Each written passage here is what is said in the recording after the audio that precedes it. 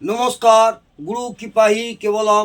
আজ আমি আপনাদের কুলিক কালসর্প যোগ কখন হয়, কিভাবে হয়, জন্মছকে কোন ঘরে বসে থাকলে কুলিক কালসর্প যোগ হয়, সেই নিয়ে আপনাদের বিস্তারিত আলোচনা করছি।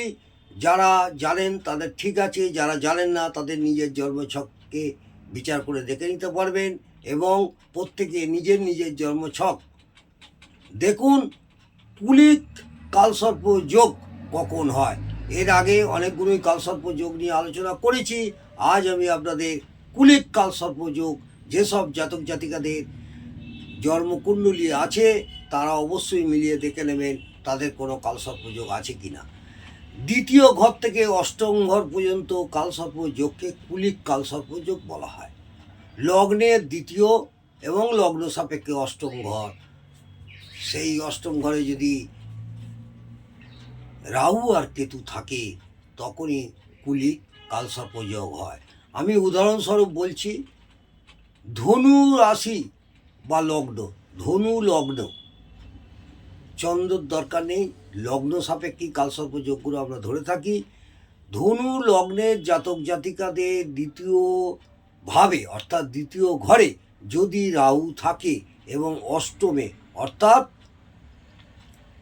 কর্কট রাশিতে কেতু গ্রহ থাকে আর বাকি গ্রহগুলো সমস্ত একদিকে থাকে 180 ডিগ্রির মধ্যে, তাহলে সেটা কুলিক কালসর্প যোগ হয়।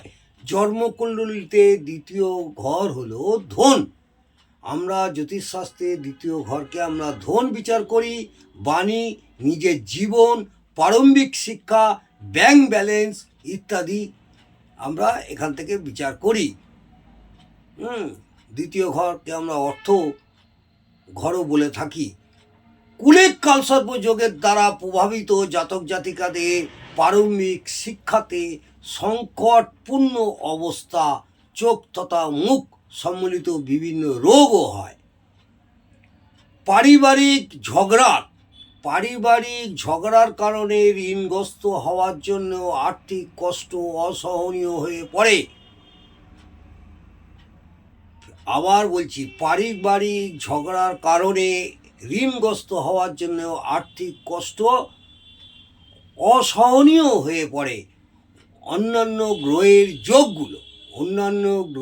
যোগগুলো শুভ হওয়ার জন্য যদি কোনোভাবে জাতক জাতিকা নিজের আর্থিক পরিস্থিতি এবং সামাজিকভাবে প্রতিষ্ঠিত করতে যদিও সফল হয়, তবু তারা মানসিকভাবে চাপা উত্তেজনার পরিপূর্ণ হয়। জাতকের এই চাপা উত্তেজনার প্রভাব তাদের নিজের সম্বন্ধে বা মা বাবা, পত্নী, পুত্রেরা সকলেই অনুভব করতে পারে। একজন যদি কুলিক কালসর্প যোগ থাকে তাহলে তাদের এই চাপা উত্তেজনার প্রভাব তাদের নিজের মা বাবা, পত্নী, পুত্ররা বা পুত্রীরা সকলেই অনুভব করতে পারে।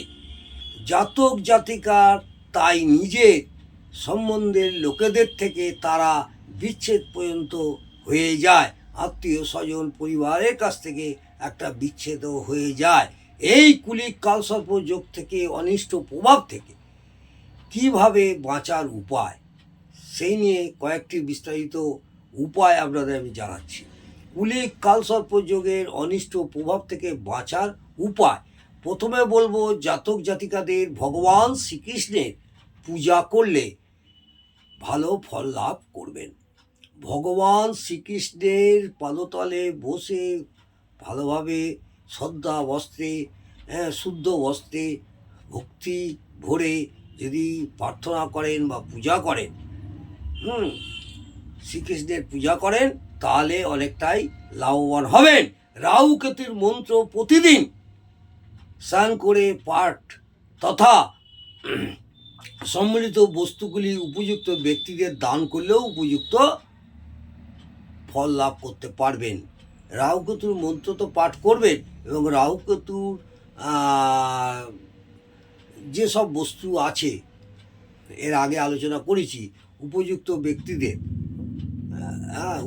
ব্যক্তিদের দান করলে উপযুক্ত ফল লাভ করবেন, এটা মাথায় রাখবেন। জাতক জাতিকাদের লগ্নের রত্ন ধারণ করতে পারলে ভালো ফল হয়। এই সব জাতক জাতিকাদের, হ্যাঁ, এই লগ্নের, অর্থাৎ যদি ধনু লগ্নে হয় তাহলে ধনু লগ্নের সাপেক্ষে আপনারা পোগরাজ পরিধান করলেও ভালো ফল লাভ পেতে পারেন এই কুলিক কালসর্প যোগের হাত থেকে। এতে লগ্ন তার শক্তি ফিরে পায়, লগ্ন তার শক্তি ফিরে পায় এবং জাতক জাতিকাদের বিভিন্ন কষ্ট এবং বিভিন্ন ধরনের চিন্তা সহ্য করতে সমর্থ হয় এবং আত্মবিশ্বাসে ভরপুর থাকে। যেসব নানা রকম মাথার মধ্যে দুর্পাক করছে চিন্তা, সেই চিন্তা সহ্য করতে সমর্থ পাবে এবং আত্মবিশ্বাসে ভরপুর হবে। এতেও আপনারা অনেকটা সুফল পাবেন। এছাড়া শ্রাবণ মাসের পঞ্চমী তিথিতে কালসর্প যোগ শান্তি যজ্ঞ করতে হবে। শ্রাবণ মাসের পঞ্চমী তিথিতে কালসর্প যোগ শান্তি যজ্ঞ করতে হবে। পুরো বছর ধরে শান্তি পাঠও করতে হবে।